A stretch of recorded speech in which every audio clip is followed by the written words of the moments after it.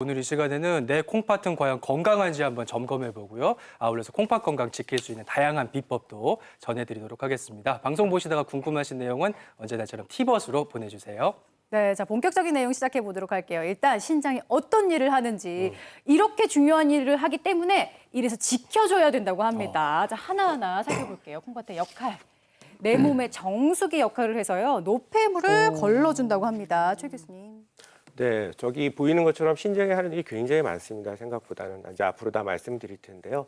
그래서 그 중에서 제일 대표적인 거는 이제 노폐물을 걸러주는 역할이 이제 제일 큰 일이라고 하겠죠. 우리가 우리 몸이 살아가기 위해서는 영양분을 먹어야 되고 이런 것들이 필요한 곳에 이제 영양분을 쓰게 되고 이제 대사산물들이 생기게 됩니다. 뭐 지방이나 탄수화물 같은 거는 이제 물이나 이산화탄소 배출이 되는데 단백질 같은 경우에는 대부분 이것이 배설물들이 소변으로 이제 배설을 하게 됩니다. 그래서 우리가 보통 이런 것들은 이제 요독물질이라고 얘기를 하고요. 신장 기능이 떨어지게 되면 이런 요독물질이 우리 몸에 쌓이게 되면서 여러 가지 이제 문제점들을 일으키게 됩니다. 그렇군요. 그러면요, 교수님, 그 하루에 얼마나 많은 정수를 할까요? 네, 얼마나 많이 걸러낼까? 네, 정수라기보다는 이제 여과라는 말을 많이 쓰는데요. 예. 저희가 보서 신장 기능을 평가를 할 때 이제 사구체 여과이라는 것도 평가를 합니다. 그래서 보통 저희가 이제 80에서 120이 정상이다 얘기를 하는데 그 얘기는 분당 80에서 120ml를 갖다가 여과를 한다는 얘기입니다. 그러면서 노폐분을 걸러주는 역할을 해주는데 이제 그런 걸로 저희가 신장 기능을 이제 평가를 하게 됩니다. 그렇군요. 그야말로 뭐 한시도 쉬지 않고 걸러내는 열일하는 콩팥인데 또 이런 의외의 역할도 하더라고요. 한번 볼까요? 천연 혈압 조절기, 염분과 레닌 호르몬의 조절, 혈압까지도 조절을 해줘요. 네, 좀 어려운 얘기인데요. 우리 콩팥의 여러 기능 중에서 우리 몸의 혈압을 정상으로 유지하는 것이 콩팥의 중요한 기능 중에 하나입니다. 결국 혈압은 우리 혈액이 혈관에 주는 압력을 말하는데요. 이게 정상으로 유지를 하기 위해서는 적정한 혈액량 그리고 혈관의 긴장도가 중요합니다. 만약에 혈압이 떨어지게 돼요. 그러면 우리 콩팥에서는 레닌이라는 호르몬이 나와서 이제 안지오텐진이나 알도스테론 같은 이제 펩타이드 호르몬을 증가시키게 합니다. 이런 것들은 염분을 재흡수를 시키고 혈관의 긴장도를 탄탄하게 해서 낮은 혈압을 올리게 됩니다. 반대로 또 혈압이 너무 올라가게 되면은 이 콩팥에서 이 호르몬들이 감소하게 되고 결국 염분이 많이 배설이 되게 되고 따라서 이 혈압이 다시 안정화되는 거죠. 이 콩팥이 기능이 떨어지게 되면 이 염분 배설도 첫 번째 안 되고 네. 두 번째 이 호르몬 조절이 잘 되지 않기 때문에 이 혈압이 올라갈 수밖에 없는 거죠. 또 콩팥이 많이 나쁘지 않더라도 우리가 짜게 먹은 다음에 혈압이 좀 올라가잖아요. 결국 그 섭취한 염분이 다 배설이 되어야지 다시 혈압이 안정화되는 것입니다. 그렇군요. 자 혈압을 조절하는 역할 그게 다가 아닙니다. 자 신장이 하는 역할 세 번째로 넘어가 볼게요. 혈액과 뼈 강화하는 역할을 하는데요. 조혈 작용도 하고 비타민 D 활성화에도 도움을 준다고요. 네. 네, 이런 얘기를 환자들한테 하면 굉장히 의외라고 이제 생각을 하십니다. 신장이 나쁜 환자부터 저희가 물어보는 게 빈혈이 있다고 얘기를 하면 환자들이 굉장히 이제 의아하게 생각을 하는데 사실 이제 에리스포이틴이라는 물질이 이제 골수에서 만들어져서 최종적으로 적혈구를 갖다가 이제 신장에서 에리스포이틴 조혈 세포가 호르몬이 만들어져서 최종적으로 골수에서 이제 적혈구를 이제 만들어지는 역할을 해주게 하는데 이런 물질들이 신장이 떨어지면 안 나오게 됩니다. 그래서 신장이 떨어지면은 이제 빈혈이 이제 생기기도 하고요.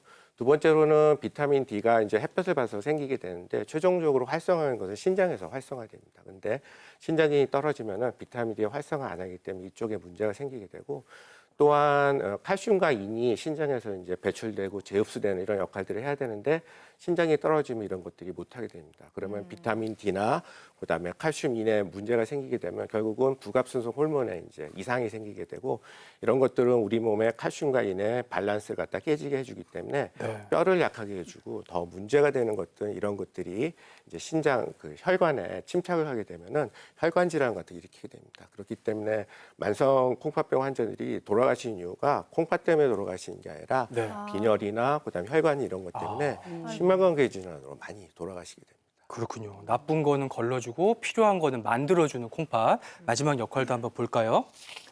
균형을 맞추는 저울이래요. 몸의 항상성을 유지해준다. 일단은 항상성을 유지한다는 게 어떤 의미일까요, 교수님? 예, 항상성이라는 것은 우리 몸을 그 최적의 기능을 하는 상태로 중심을 잡아 유지하는 겁니다. 예를 들어 체온이 36.5도에서 7도 사이로 유지하게 한다든지 이런 것도 다 항상성이 되겠는데요.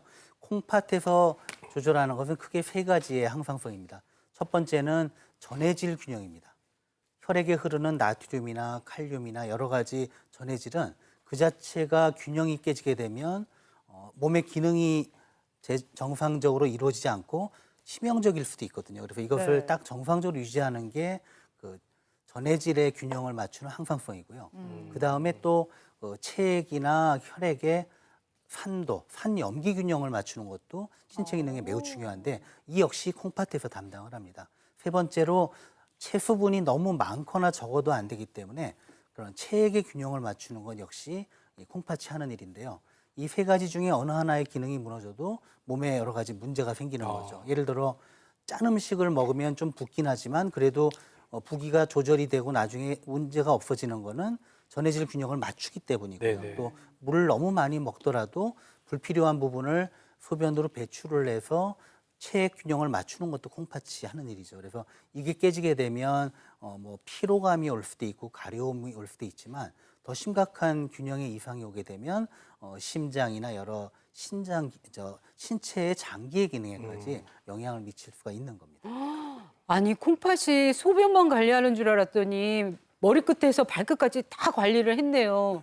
그렇다면 이 콩팥이 안 좋으면 전신 건강이 굉장히 안 좋아지는 거잖아요, 교수님. 그렇죠? 네, 맞습니다. 앞에 말씀 주신 콩팥에 많은 기능이 있죠. 빈혈, 칼슘, 비타민 조절, 항상성 조절 이런 것들이 콩팥 기능이 떨어지면 잘 안 되니까 우리 몸의 밸런스가 깨지는 거는 아마 당연할 것입니다.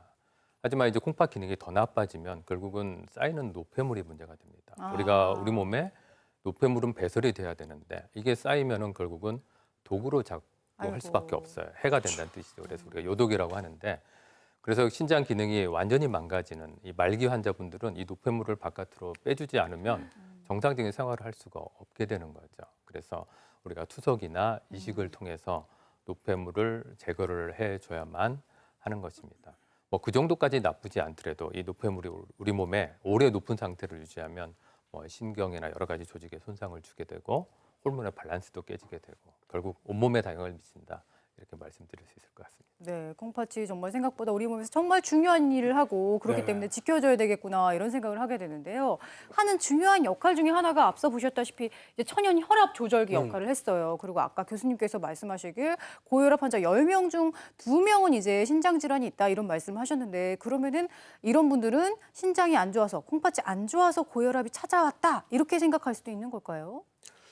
네, 그 혈압과 만성콩팥병은 서로 원인이나 결과라고 보시면 될 것 같습니다. 아까 이성호 교수님이 말씀해 주신 대로 신장에는 굉장히 많은 혈관들이 있기 때문에 고혈압이 되면은 혈관이 망가지게 되죠. 망가지게 되면은 결과적으로 신장 기능이 떨어지는 이런 상황을 가져오게 되고요. 그다음에 이렇게 해서 신장 기능이 떨어지면 아까 말씀드린 대로 신장은 또 천연 조절기라고 그러셨는데 네. 조절하는 호르몬 같은 게 이런 게 없어지기 때문에 네. 혈압은 더 나빠지게 됩니다. 그래서 둘 간의 관계는 서로 악순환의 관계라고 보시면 될 것 같습니다. 그래서 신장 기능이 떨어지면은 혈압이 올라가고 그다음에 혈압 자체로도 네. 신장 기능이 나빠지기 때문에 둘은 서로 악순환의 악순환이네요. 관계를 가지고 있다고 보시면 될 것 같습니다. 그렇군요. 그리고 고혈압만큼이나 이제 연세 드실수록 많이 고생하시는 게 당뇨병인데 당뇨병이 콩팥에는 더 치명적일 수도 있다고요, 교수님? 예, 그렇습니다. 사실 당뇨병이 있게 되면 혈당이 올라가고 혈액에 좋지 않은 그런 대사산물이 증가하죠. 그리고 혈액의 점도가 증가합니다. 앞서 설명 주신 것처럼 이 사구체 안에 신장의 사구체 안에는 굉장히 많은 풍부한 양의 작은 혈관, 모세혈관이 있기 때문에 네. 여기에 그런 유해 물질들이 계속적으로 손상을 주는 거죠. 그러면 이 사구체의 그런 혈관에 손상이 오게 되면 결국은 신장 기능의 저하로 이어지게 되는 것입니다. 그렇군요. 그럼 이제 당뇨병이 일종 혈관병이다 이렇게 이해를 하고 정말 그야말로 혈관 덩어리인 신장이 그만큼 좀 영향을 받는다 이렇게 이해하면 될 것 같은데요.